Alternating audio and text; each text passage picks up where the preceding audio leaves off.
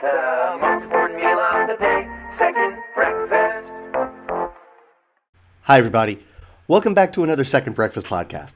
I'm Andy Roth alongside Phil Duvall. Say hi, Phil. Andy Roth, hello. And group of people who listen to us, hello to you as well. So, we're already into November, Phil. I know. We haven't had a Friday. We haven't had a Friday, so our November preview stands. It's true. That's true. Although we're recording this on a Wednesday, the big question, can we get this out in time? I mean, unless we run off at the mouth even more than we normally do. I don't trust us at all. I trust us. So it's an interesting month we've got here. It's true. I'm excited for a lot of these movies, but they're, and we're getting into like the prestige part of the year, and we've even already had a couple, right? October had Gone Girl, but there aren't, and I mean there are certainly prestige pictures coming out, but the ones I'm most excited for are like pop prestige, as if that makes sense. It certainly does. Yeah, but I'm becoming artsier and fartsier by the moment. Well, you're old, so Well, I mean, well, get off my lawn. Sure. I actually, I was complaining to someone yesterday of a younger generation that was just like, because Taylor Swift. I don't know if you've heard this. Taylor Swift took all of her music off Spotify. I heard this, but I don't know anything about Taylor Swift or Spotify. Okay.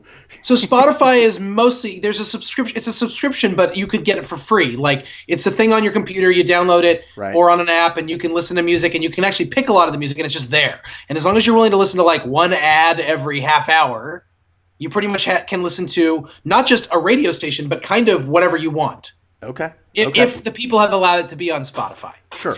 And then, of course, there is a subscription service through which, if you pay this, low nominal fee, you don't actually have to listen to commercials at all.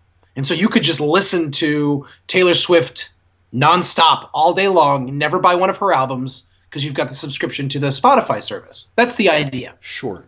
So Taylor Swift, who is very popular. That's what I hear. She said, no, like, I'm not putting my music on Spotify. Here's a thing. Y'all should pay for my music. Like, here's an idea. I'm going to set the price and me and the record companies together are going to set the price for what my music costs, and y'all can either buy it or not. But that's how I'm going to move forward as an artist. Yeah. I'm not going to lie, Andy. I'm not even going to pretend to be biased. I love this decision of hers. Me too. I'm not even... Yep. Right. So, a friend of mine posted I can't believe, there's no Taylor Swift stuff on Spotify anymore.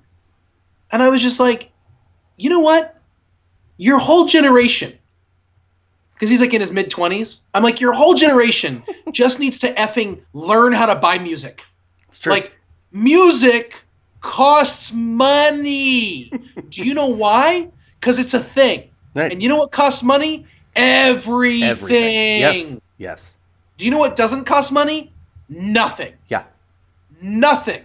Unless we're comfortable moving to the Star Trek version of the future where everything is free and everyone does every job for the betterment of humanity, which, you know what? If we get 100% buy-in, let's do it. The moment that it's not 100% buy-in, disaster. Disaster. That's when you have to do things like ethnic cleansing and you have to. I mean, that's it's not even a slippery slope. There's just the next step. It might as well be. I mean, it's like you read Marx, and Marx is workers of the world unite. You have nothing to lose but your chains. And it's like, so how does this thing work where the people who have the capital and the business, what happens to them? And Marx is like, oh, we slaughter them. Oh. This is, can we? No? Okay, I guess everybody did. But it's just so if you want music, because it's a thing that you know what? You have to pay for your hipster clothes. You have to pay. I'm just saying, pay for the things you like. This whole concept of oh, it's free. Yeah, it's called stealing. And also, that's because you're stealing. Well, it's not stealing through Spotify. No, you're right. But, you're right. Right.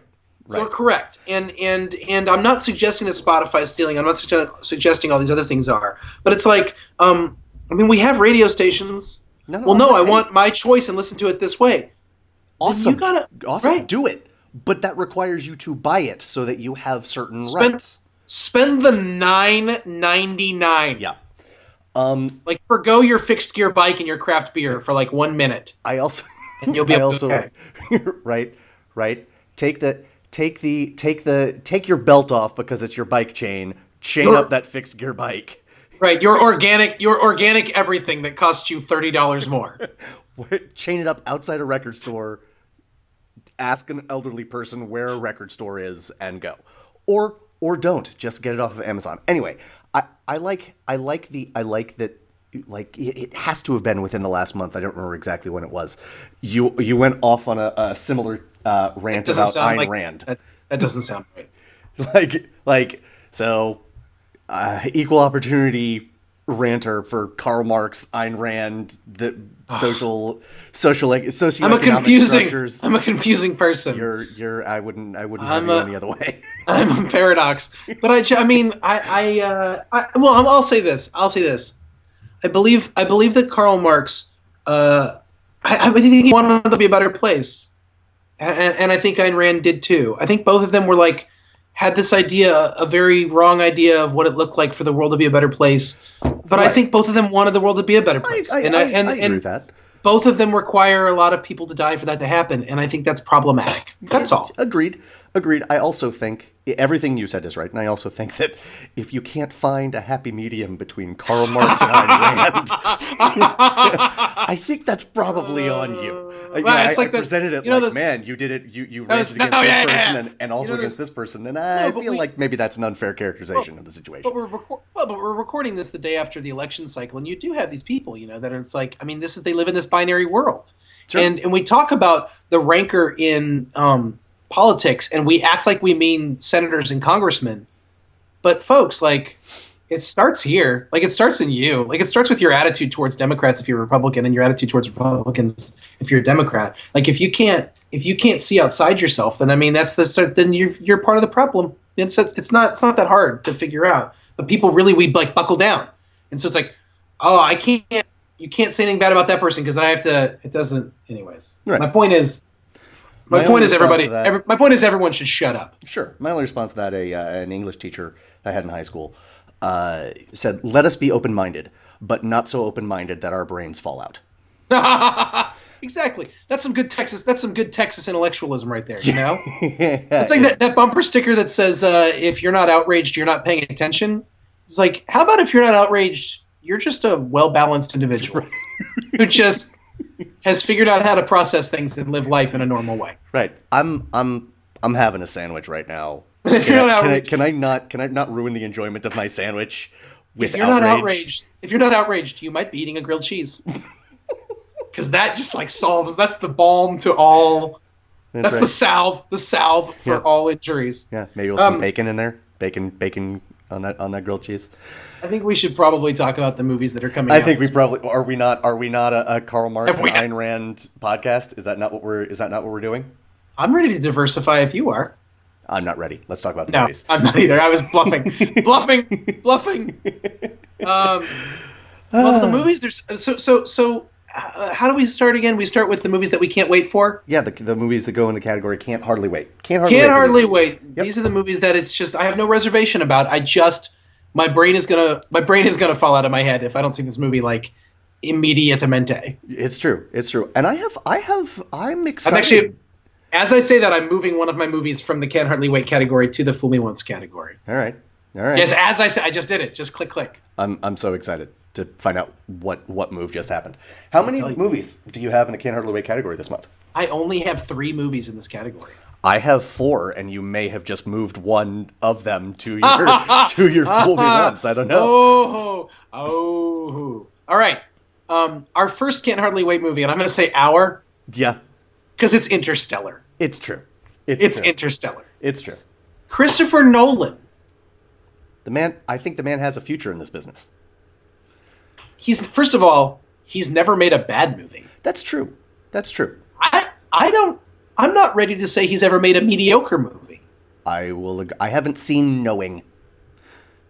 Oh, nor have I. Okay. Wait, which one is movie. that? It's his first movie. That's not a thing. Memento. Yeah, that's not a thing. Yeah, that doesn't count. That doesn't count. He's like, I made it. No, you didn't. No. Mm-mm. That was your brother. That was your brother, Jonathan. Hey, fresh off his Oscar. Mm-hmm. Michael Caine being in a Christopher Nolan movie because that's how he do. Yes. Anne Hathaway, Jessica Chastain, Casey Affleck. Jessica Chastain, where have you been for the last year? She was in shooting Interstellar. Oh man, I love her. I love her. Sure. She is. I can't call her one of my favorite actors yet because I want to see her in more things before I say that. Mm-hmm. But she's in the conversation to be like she's in that conversation. I mean, she's in that conversation for me with Amy Adams and Cate Blanchett. Like, you like the redhead? I guess I do because Scarlett Johansson is a redhead sometimes as well, and sure. Christina Hendricks is a redhead. I guess I do like the redheads. Well, there you go. Viola Davis is a red. Oh wait. Wait a minute. Hold on. Hold on. She could be.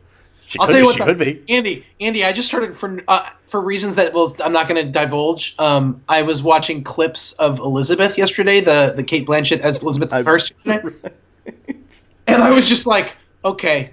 In both movies. And the second movie's nowhere near as good as the first, but it doesn't matter because she's amazing in it. I haven't seen it, but I hear she is just fun. I hear she's worth seeing it for. At one point, she's just like, I too can command the wind, sir. I can command the wind, and I have a hurricane in me that I will unleash upon Spain. And she's like all and like regal. And I was waiting, like all of the stuff that happens in Lord of the Rings when like she does the Galadriel thing and like all that. That wasn't special effects. That's a thing that Cate Blanchett she just does that. Person. Yeah. Right. But enough about her, Jessica Chastain. Oh, sorry, go ahead. Most actors can cry on command. Cate Blanchett can turn the world photo negative. And glow on command. Up is down, black is white. Cate Blanchett is Cate Blanchett always. Fair enough. So, but Jessica Chastain, I think, is really phenomenal. And Matthew McConaughey, we've talked about him forever and ever. I'd like to point out to you, Andy. Yes. Like 2 years ago. I'm going to say 2 years, like right after we started this show. Yeah. Back when we used to do mailbags. We haven't done a mailbag in a while. We haven't. One of our mailbag writers wrote us a question that was like, who is the actor under the age of 45 that if you could you could only watch his movies for the rest of all the ones he's done and whatever he comes out, you can only watch one filmography. Right. Who would it be? Yeah. And I was like Philip Seymour Hoffman, and you were like Matthew McConaughey, and I was like, are you insane, Andy? You're right.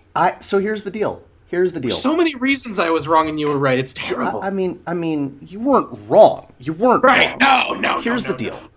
I love my life right now. I love my friends. I love my job. I love my girlfriend. I love everything. Everything's happening. I'm living right. Everything's coming up, Andy. And I think it might be because I chose Matthew McConaughey in that mailbag. I think that might be the single greatest decision of my entire life. It's up there. It's Andy, yeah? let's just say that moment might have been the same for me, just in a decidedly different direction.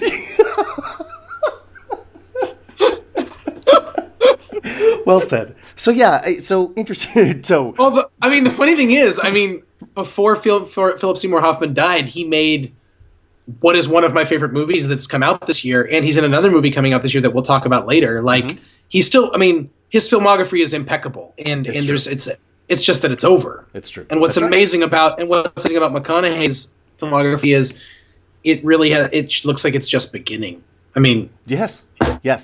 He's young enough. We got 30 more years of this guy if he stays healthy. Agreed. I agree. Paul Newman was making movies into his 80s, you know? Oh, Paul Newman. I haven't seen a Paul Newman movie in way too long. Interstellar, I love, as we've just discussed, I love Matthew McConaughey. I love the cast. I could walk in there here's why I'm so excited for it. I could walk in there and immediately be struck deaf, and I think I would still have a wonderful several hours of the movies. I mean, I just know, because I know Nolan, that what I have seen visually in these trailers just scratched the surface, and I could not be more. He is making a feast for the eyes. I can just tell it. I am so excited for it, and you know, because presumably, and let's just say hopefully, I won't be struck deaf. Like he really fingers crossed. Fingers crossed.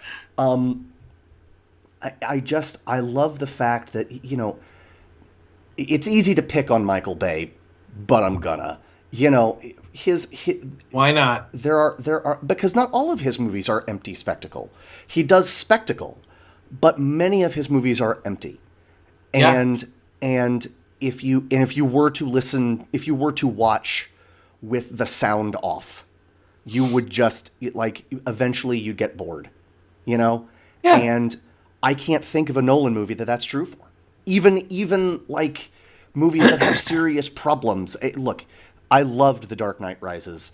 I own The Dark Knight Rises. I think people it's a problematic movie. It's a problematic movie, but it's a worthy entry into his canon. Yes, and it's visually astounding. Yes, astounding. Yes, it actually might be visually. Well, I think still at this point, I think Inception is visually his most stunning and visionary work. But the visual work in Dark Knight Rises is phenomenal, and I think exemplary. Yeah, he's a great filmmaker. Yeah. Really. You know, I mean, you're making me think about the fact, like, we're in a really, I think it's actually a really exciting time to be a moviegoer. Like, I know that there's a lot of garbage out there, but there's always a lot of garbage out there. Mm-hmm. Like, there used to be a time when, like, they had 3D movies about giant ants taking over the city, and people were all going in droves, and critics were like, the death of cinema. Like, I get it. Like, there's always going to be and there are problems. I think there are issues with the way the studios are run. All of this is true. Mm-hmm.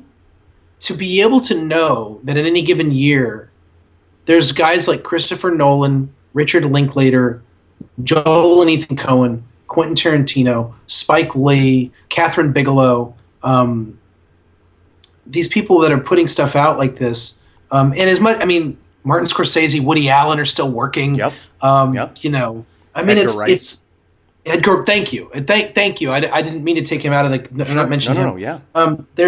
And those are just some of the people, and it's like the work that's being done is really great. You know, like, and that's just some of them. I mean, there's names that we're not even thinking about, and like there's some really talented voices. And Christopher Nolan, Fincher's out there. David Fincher is a relentlessly interesting filmmaker. Yeah. Yes. Even when I don't like his stuff, it's relentlessly interesting. Yeah. Like, Gone Girl kind of made me feel disgusting about myself and the whole world, but I wouldn't say it was a failure as a movie. Right. I think it wanted you to do. I think that's what it set out to do. Did I tell you what happened? I walked out of the movie theater. I walked out of Gone Girl, and I looked at my friend and I go, I think David Fincher and I have radically different opinions of the world. But he's a filmmaker who so clearly does have a point of view. Yes. That I can say that. Yes. So anyways, I think Interstellar, I know almost nothing about it. Yep. I guess Earth is dying, and they're going to find another planet to try to live on or something. Yeah. And that's basically all I know, and that's all I want to know. It really is. I've seen one preview, and it was one more than I wanted to see. I didn't even want to see that preview. But, Andy, it convinced me of all the things you're saying. It is going to be visually astounding with great performances, and it's going to be a real story. Mm-hmm. Yes. Can't wait. Yes. No reservations. Can't wait. You have me at hello. This is the reason we have this category. That's right. Andy, what's the second movie on your Can't Hardly Wait list? Foxcatcher. Andy. Foxcatcher. That is the second movie on my Can't Hardly Wait list. It is, oof. Now, okay. It was on my Fool Me Once until I watched the trailer. Sure. Andy, the trailer. Have you seen the trailer? I have. It's glorious. Now, hang on. It looks like a terrifying movie. It looks like a terrifying movie. It's based on a true story. I don't know the entire true story, and I'm trying to stay unspoiled. Yeah. But basically, the storyline is this. There are these brothers who are Olympic wrestlers. and the younger one gets taken under the wing of this coach, and then I think, and it's to say the least, he's not Coach Taylor from Friday Night Lights. He's bad in some way, and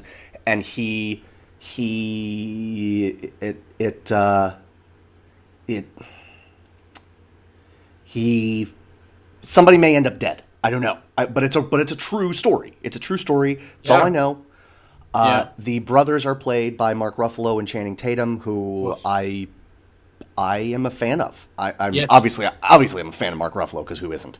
But I have long been a fan. Not long, because I'm not 7, but so it's a smaller percentage of my life. But for as long as someone who didn't love the Step Up movies could be a fan of Channing Tatum, Andy, that's me. Andy, yes. Andy, you have been a champion of Channing Tatum. I will back you. A Channing Pian. Channing Pian. We're bad people. Yes. And no, you listen. I will back you on that. Sure. You have unquestionably championed his cause for a very long time. Mm-hmm. I remember this. Sure. And I remember being like, oh, Andy, I kind of was like, Andy, you're not a fundamentalist Christian and you live in New York. Just be gay. None of us care. We love you. Because you're so gay for Channing Tatum. And it turns out you, just again, I think there are things that I'm better at than you when it comes to movies. No question. But the things, and I don't know what those things are. I just assume they are legion. But the things that fair point. But one of the things, and we've just talked about it with McConaughey, and we're talking about with Channing Tatum. You have this ability to spot talent and to see it for what it is. And I'm a little bit of an ideologue. I have a little bit. I'm Hitler was a little bit of a fascist. I have the problem of needing I have first impressions of people as actors, right? And it takes them forever to break through that. And if that could be for bad too. I could think something great about someone, and then it takes forever for them to prove me wrong, right? Because I've decided that they're good in the film mind of decision. You are really good at just walking in with something that looks like a blank slate and just being like, all right, what you got? And you're able to be like, oh, Channing Tatum's great. And I'm like, what? No, Andy, he's in the Step Up movies. And you're like, be that as it may. It's a really admirable quality, because you end up seeing things way before I see them in terms of someone's quality. I appreciate that. Thank you. And you've called that. Channing Tatum, you're absolutely right. Yeah. He's a good actor. Yeah. He's a great comic presence. His work in the Jump Street movies. I wouldn't have pegged that necessarily. His work in the Jump Street movies is great. He's shoulder to shoulder with Jonah Hill in humor. Yes, it's true. And is secure enough in himself to do a different kind of thing. And he's clearly using his clout to do what he wants to do. Yes. Yeah. We haven't even talked about what people are going most nuts about for this movie, and that's Steve Carell's performance as the coach.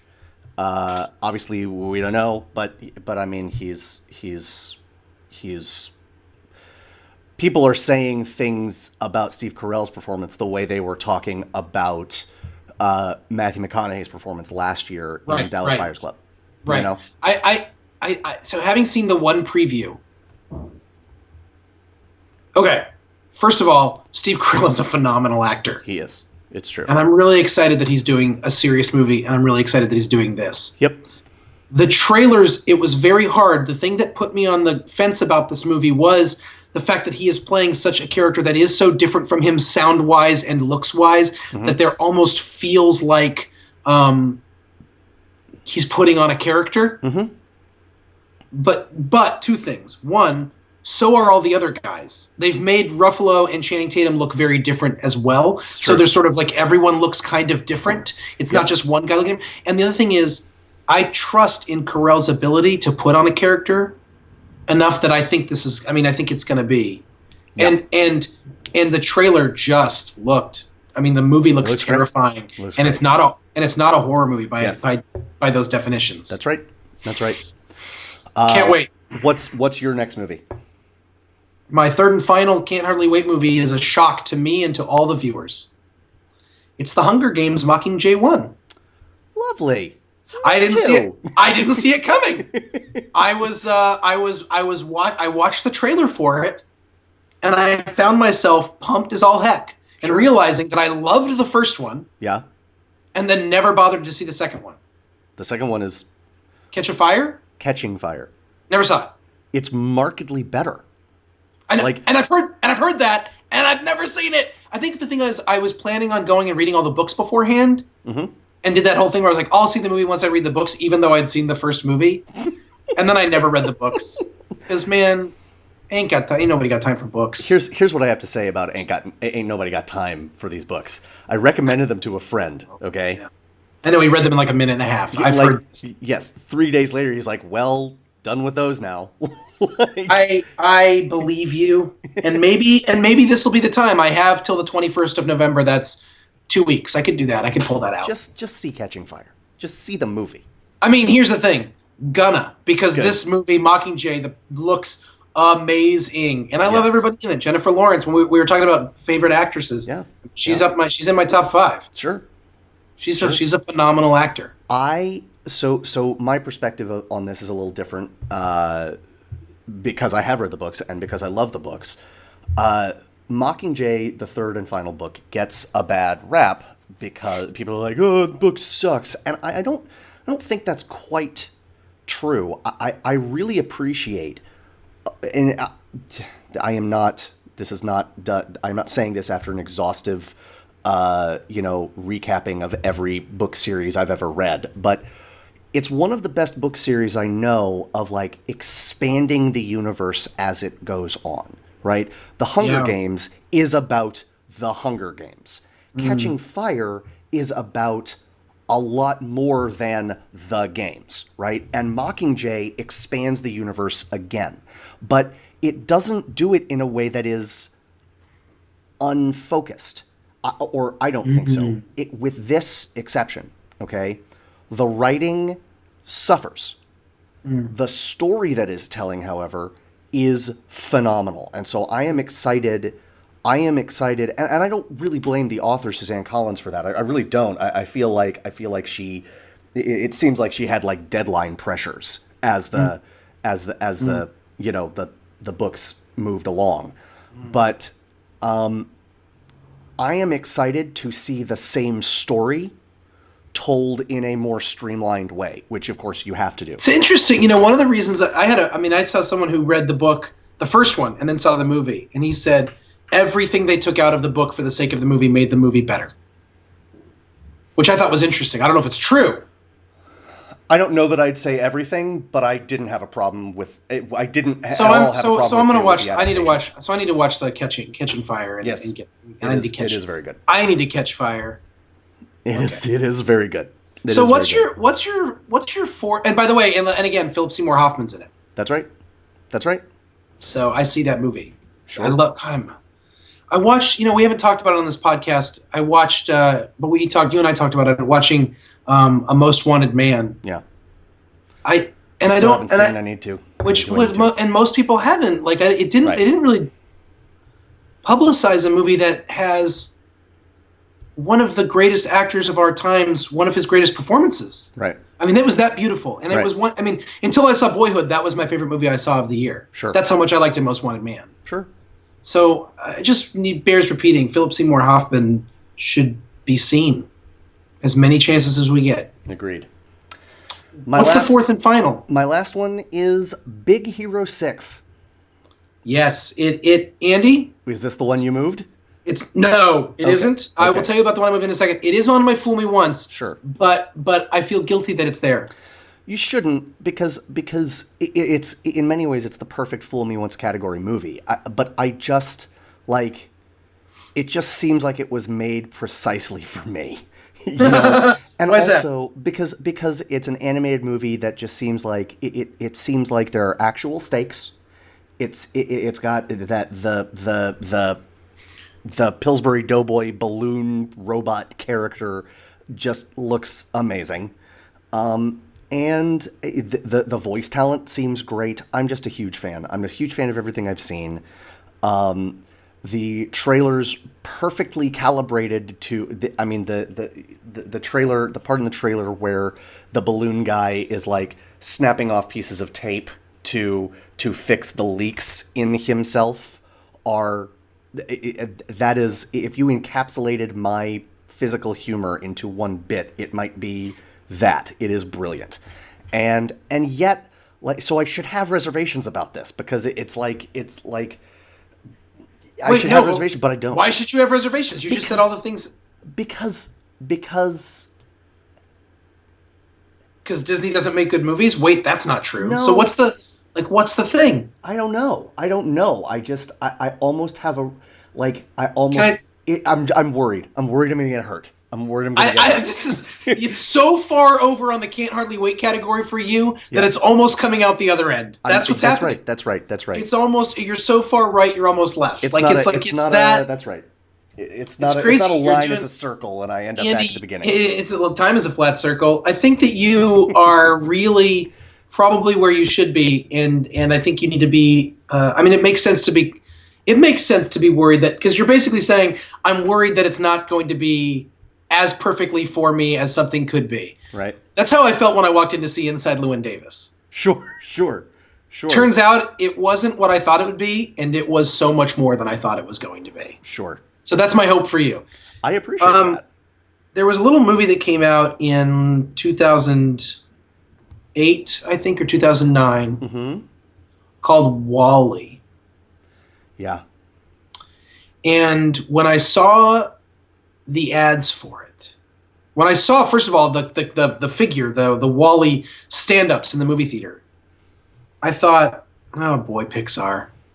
Like, that's just Johnny Five from Short Circuit. You guys are just, it's almost identical. You guys aren't even trying. And it's called WALL-E.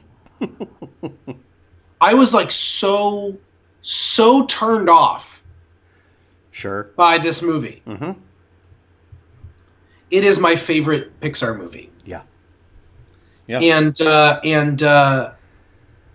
it blew me away on a level that I could not expect. Yeah.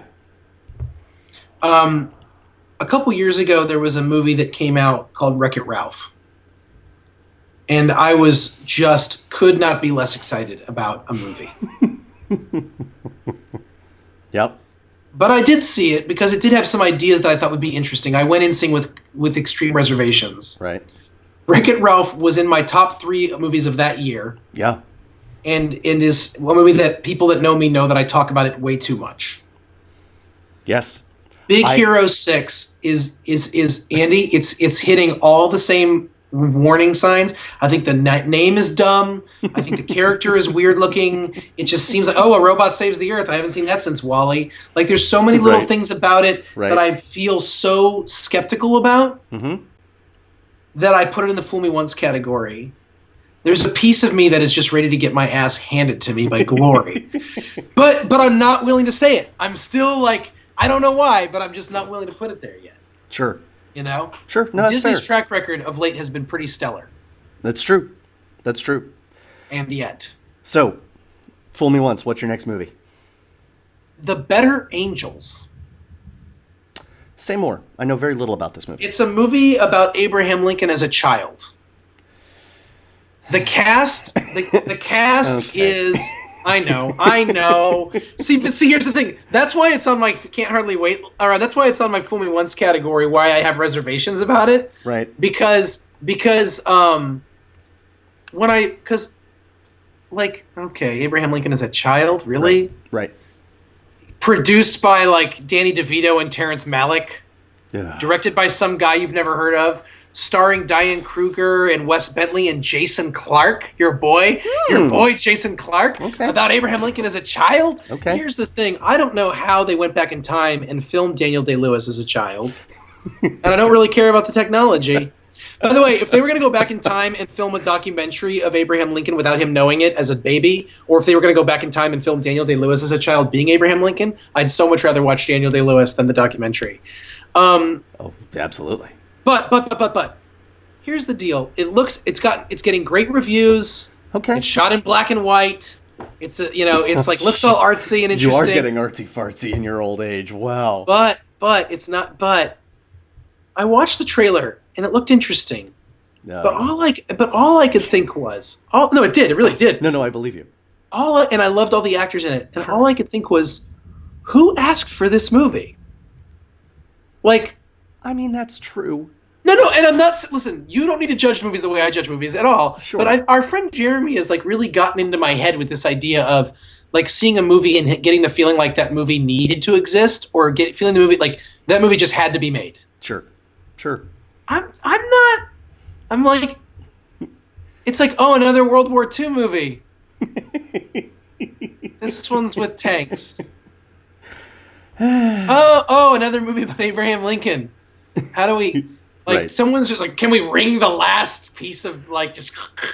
It's true. It's true. Is The Better Angels? Is this where he learns to become a vampire? Where he learns how to slay vampires? Yeah. I would see that movie. See, Abraham Lincoln Vampire Hunter, flawed as the movie was, the book was so much fun. I believe you. Is a much more interesting premise to me than Abraham Lincoln real life as a kid. Sure. Sorry. No, that's fair. That's fair. Anyways. So what's next on your list? So I've got Dumb and Dumber 2. Also on my Fool Me Once, yes. I don't love Dumb and Dumber the way most people our age seem to, but I love it like 85 to 90% of how people our age seem to. Yeah. Like I'm much as gross out stupid comedies go, I'm much more of a There's Something About Mary guy. Fair enough. Possibly because of young Cameron Diaz. I mean to be blunt. That's a perfectly good reason. Thank you. But I am reminded of Roger Ebert's review. He didn't love it. I like the movie much more than he did, but he said, and it's the part with the parrot head. He said there was a moment during the movie that I laughed so hard at I embarrassed myself in the screening. Wow. He said, and now let it be known that I didn't laugh that hard again or often in the movie, but that's probably a good thing because if I had, I would have had to be hospitalized. Right. When the first movie hits, it hits so hard that, maybe it's a nostalgia grab, Maybe if I were viewing the first movie for the first time now, I wouldn't love it as much as I do. And I don't own it, But getting the original characters back, the original actors back, Carrying Bridges as Harry and Lloyd, I have to see it. It could be terrible and I will still probably love it because, and for God's sake, the trailer makes me laugh. It's my dead dad on the phone. It just hold on, my son's on the phone. Yeah, it's you're hiding my daughter? What? That's insane. One thing it reminded me that I think is really interesting is that Harry and Lloyd aren't good people. They're not. They're bad people. They're bad people to each other too. Yes. Yeah, Dumb and Dumber is a definitive movie of our generation. Yes. How anyone feels about it's secondary at this point. That's true. And so obviously they got the band back together. Mm-hmm. It's the Farrelly brothers are so hit and miss, and they're more miss than hit these days. I agree. But they're getting the band back together, and everyone our generation has a responsibility to go see the band. Yes, it's true. And so everything you said, I don't have any. Just all the things you said. Yes, exactly. Yeah, sure. How about you? Go for it. Next movie. My next movie. Oh, hold on. My next movie is one that comes out before Dumb and Dumber 2, and I'm actually surprised you didn't mention it in your Can't Hardly Wait. I don't go chronologically necessarily. Andy, do you use Joe Blow? Yes. Because it lists it chronologically. Phil, you don't know my life, okay? No, Andy, clearly I don't. Clearly. Okay, listen. It's a documentary about Richard Linklater called 21 Years. Richard Linklater. Mm-hmm. I don't care one way. I mean, look at the reason this is on my Fool Me Once is one, because it's a documentary, which means it's going to be boring. Sure. And two, that like the best documentary ever is still too long. That's all I'm saying. It is. It's too long. And like it could have been cut by 10 minutes. And two, we can't cut these 10 minutes. They're precious. And two, you're the worst person in the world. Like the single worst person in the world. Like second worst, like Coney. like Coney 2012. Oh, accept and it. Then, Accept. Well, maybe someone should start a Facebook campaign against me. It'll change the world. That's right. The second thing is that I only realized that I thought Richard Linklater was one of the greatest people ever, like 2 weeks ago. Sure. So it's like, on one hand, this movie is coming at exactly the right time for me, because I'll totally see it while I'm high on Richard Linklater. Mm-hmm. On the other hand, like, I'm still so, like, it's not like I've been chomping at the bit for this to happen. Right. So it's sort of like, I'm like, oh, I guess I need to see that because I love him now. Sure. Like, if this was like a definitive documentary on the first 21 years of Quentin Tarantino, I'd be like, well, I'm seeing that right now. Sure. So this is but you know, it's only because I've been loving him forever, and Linklater I'm just learning to love right now. That's right. I'm assuming this is on a list of yours. It is the next movie I was going to say. Absolutely. Okay. No question. I guess what my reservations about this movie are just that, like, these always seem to, like, I really, like, if I'm going to watch a documentary, if I'm going to watch any movie, I really want it to explore what it's talking about. And I'm just going to guess that this does not really explore. I don't mean like uncover the seedy underbelly to Richard Linklater's filmography. I'm not, not saying that, but like I really want to get into, like, here's what I don't think it's going to get into. Really talking about how he views, like, the passage of time and how that has informed his work, because it absolutely does. Right? I mean, one of the maybe the next movie he's working on, certainly the most recent one he announced, was a sequel to Dazed and Confused. And because it's Richard Linklater, I don't think it's a cash grab. I don't think it's I don't think it's, I don't have any idea what to do. I think he's going to come up with something interesting. You actually think he's interested in these characters and what they have to say. Exactly. And how it's different from what they had to say when they were at the ages they were at in the first movie. Period. So you feel the same way about Linklater that you feel about fellow Texan filmmaker Robert Rodriguez. No, kidding. No, it's a joke. I mean, the joke didn't work as well because I messed up his name, but also because you hate him so much. I don't hate him. I wish he just left so many unexplored themes on the cutting room floor when he made Spy Kids 3. That's why. Yeah. Oh boy. I'm sorry. I think you're referring to Spy Kids 3D. You're right. Give it, Phil. Remember, that was part of the worst. Remember, that was part of the worst double feature of my entire life. What was the other half? Oh, Freddy versus Jason. Oh, Phil. Yeah, me and Mike and Vanessa. Oh, Phil. And like by the end of the second movie, we were like, oh, this was so Suicide Pact. We're never hanging out again. And that was the last time I ever saw them. They moved to Connecticut like the next day just to be. I mean, it was the right call. It's safer for everyone involved. Yeah. Okay. Next, Rosewater. Not my next movie, but is on my list as a Fool Me Once. Sure. This movie, it's directed by Jon Stewart of The Daily Show, and the story is this. It's about a guy who was part of like a Daily Show skit where the Daily Show reporter, who, let's not forget, is a reporter for the Daily Show, is like, I am a spy. And that's how he conducted the interview. And then the guy goes to Iran, and is imprisoned for over 100 days because somebody saw the Daily Show segment and thought that proved that this guy was a spy. And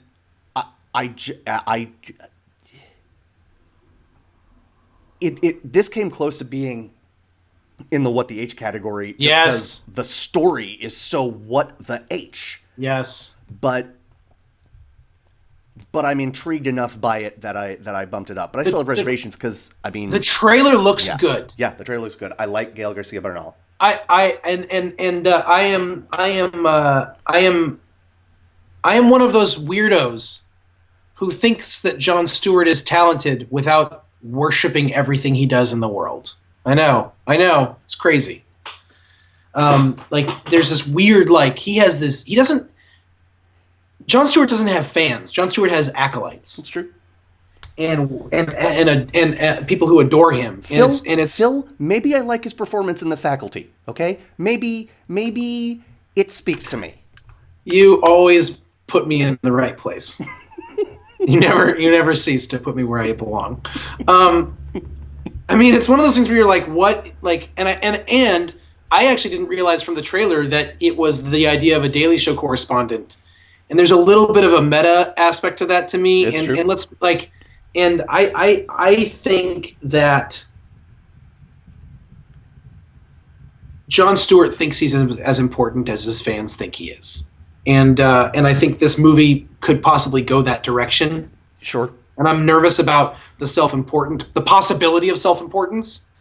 That being said, it's on my list. So understand all the things I'm saying. It's on my list. And one of the reasons on my list is, like, I saw the trailer. It looks like a really well done movie. It looks interesting. And it looks like it might have like a fresh take on something. It might actually be a movie about humanity. Sure.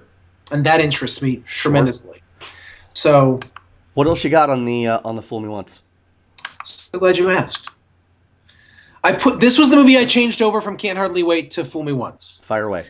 It's called The Homesman. On my list as well. It's directed by Tommy Lee Jones, starring Tommy Lee Jones, also starring a bunch of other people that are amazing. Yeah. I forget who all's in it. But I was looking at the cast, and I looked at the cast, and I was like, oh my gosh, Can't Hardly Wait. And I watched the trailer, and I was like, oh my gosh, yes. And then I realized, like, as we were gearing up here, Tommy Lee Jones, like, the actor, and Tommy Lee Jones, the filmmaker, are not the same thing.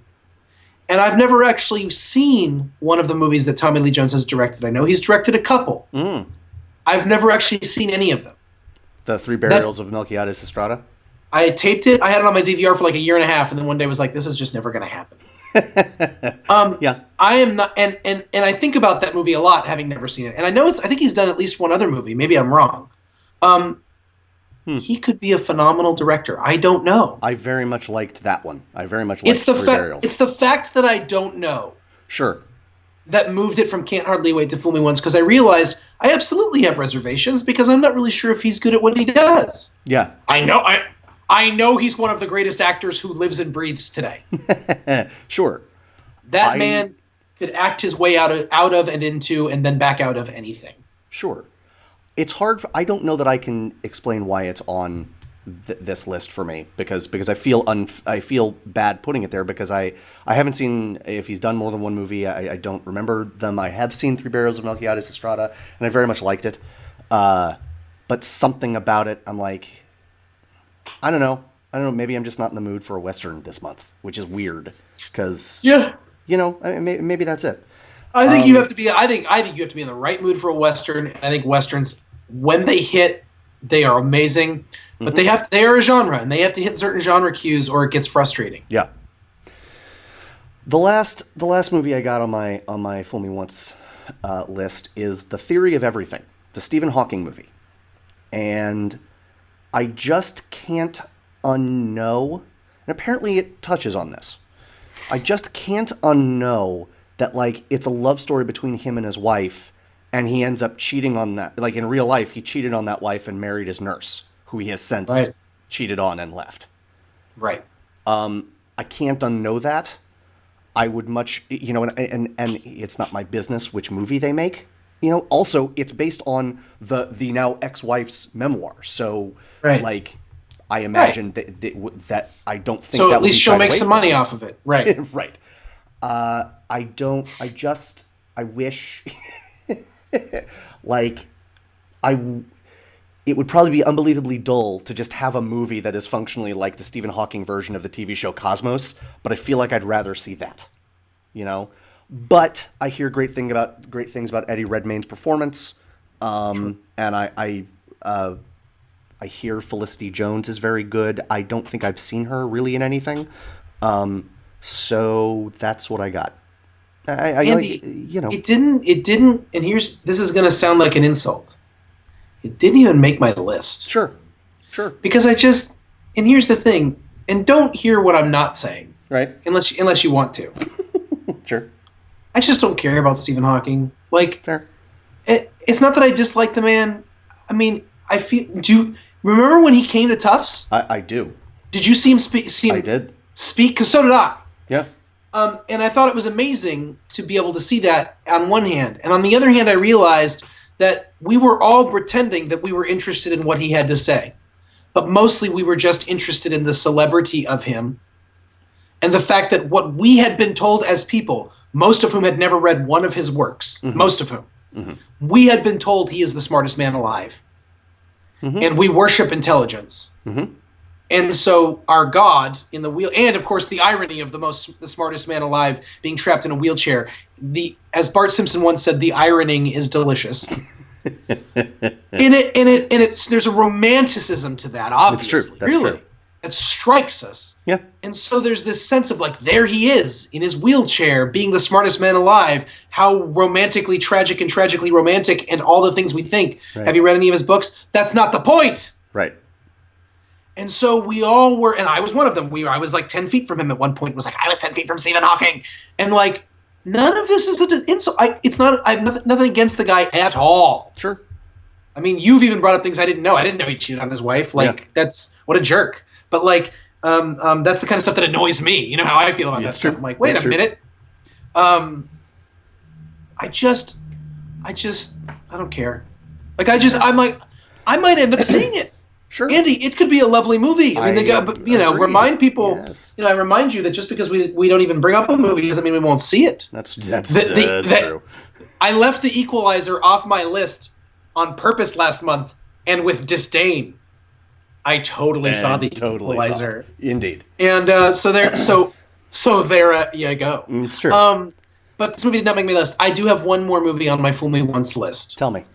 It's called Escobar, Paradise Lost. Okay. It is a story about Pablo Escobar, the cocaine dude, starring Benicio del Toro and the kid that plays PETA in The Hunger Games. Oh. And it's about Escobar and it's Benicio del Toro. I don't know. I watched the preview. Listen. Yeah. Or don't. I love Benicio del Toro. Me too. I mean, he had me at Who's Dog the Truck? Like, Yep. I'll flip you for real. Like, yes. I have been loving Benicio del Toro since I was 16. That's almost 20 years of pure love for Benicio del Toro. That's a lot of love. I loved when he won the Academy Award for Traffic. Yeah. And I don't always watch the movies he does, but I am interested. If he's in it, I want to know what's going on. Sure. The trailer, Andy, it looks like a very solid movie. Okay, I'll check it out. A very solid movie. I'll check it out. So I bring it up. That being said, did this movie need to be made? Like, may have. And again, I'm watching the trailer going, this looks like a perfectly competent movie with good actors. And I'm not sure why they made it. Right. That's fair. Like, it was almost like, well, it's about time someone makes the definitive film, like the definitive, what do they call those things? Biopic. Yes, biopic of Pablo Escobar. And I'm like, oh, was it? Was it time? Was it time for that? Was it scheduled for now? Is that okay? I mean, like, again, and you picked a guy I love, so I'm interested. Right. But I'm gonna need this movie to, like, for me to actually, like, go for it. I'm gonna need people to, like, really go bug nuts crazy about it. Yeah, it's fair. That's fair. My last Fool Me Once movie, and I really want to say 4 words about it and then move on. Okay. It's fine. The movie is Horrible Bosses 2. Yep. And the 4 words are because of Chris Pine. Is he in it? Watch the trailer. He is hilarious. He is hilarious. he and James Marsden have the Channing Tatum, we're really good looking, so we don't have to be funny, but we will be self-deprecating and it'll work, that I like. You know what I mean? Like, yes. Both that movie, Horrible Bosses 2, and Madagascar, Penguin movie, were this close to making my What the H list. Sure. And in both cases, the reason I didn't put them on that list and I ended up having no movies on my What the H list was because I like the idea of the What the H list just being a place where things that are totally crazy belong. Sure. And if both of those brought up the What the H, as you know, the What the H category, Andy, can be so diverse. Yeah, it could be good, it could be bad. Just make it say What the H. Right, could be crazy. Yeah. But I'm more excited about putting things on the What the H list that make me go like, what the H? Sure. Whereas both of these movies would have just been me being angry. That's fair. And I'm not sure. Like, I actually enjoyed Horrible Bosses 1. Yeah. But two only exists to make money. That is, it's not its primary purpose. Its sole purpose. That's fair. And same with the Madagascar Penguin movie. True. Its sole purpose is to make money. And for them to make it on my What the H list would have just been out of spite. Fair. I have one final movie. It is the one movie on my What the H list. Oh, Andy, I'm so excited for whatever it's going to be. It is called, and before we talk about it, if we do and we don't really have to, I want to read you the description. The movie is called Wolves. Huh. It is a werewolf movie. How did I miss this? I'm going to make this face. I'll answer that with the description. Okay. The coming-of-age story of Caden Richards. Oh boy. Forced to hit the road after the murder of his parents, Caden wanders, lost, without purpose, until he meets a certifiable lunatic named Wild Joe, who sets him on a path to the ominous town of Lupine Ridge to hunt down the truths of his history. But in the end, who's really hunting whom? Oh, Andy, what the H? What the H? What the H? What the H? You did it. You did it. I don't because I have not watched the trailer because I can't speak intelligently about this movie. But what the H? I don't think anyone could speak intelligently about that movie. It's a fair point. That's a fair point. Now the thing about that movie is, tell me the thing. Well, it sounds terrible. Yes. But wait, there's more. Yes. Well, but it sounds like if they could, it could go through the other side of the looking glass and be phenomenal in its craziness. That's true. I don't think that it will. I don't either. I will. But Andy. But who knows? Who did you? You know who doesn't know? Me. I don't know. That's right. That's right. That's right. That's it. That's the month of November. Anything else? No. All right. So many things. So many other things, but we should stop. We should stop. Folks, that'll bring us to the end of our November preview and another Second Breakfast podcast. For the podcast, I'm Andy Roth, and that is Phil Duvall. We'll see you again real soon. Bye-bye. Bye now. The most important meal of the day, second breakfast.